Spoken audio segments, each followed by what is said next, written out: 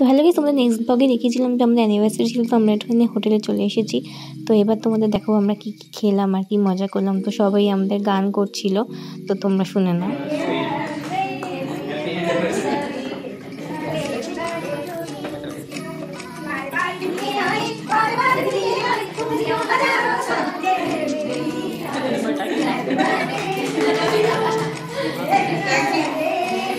তো তারপর চলে এলাম মেন কোর্স খেতে। তো অনেক রকমেরই খাবার ছিল, আমরা কেক কাটা ওটা আমরা হয়ে গেছিলো। তোমরা যদি ব্লগটা না দেখে থাকো অবশ্যই দেখে নাও আমার চ্যানেলে গিয়ে।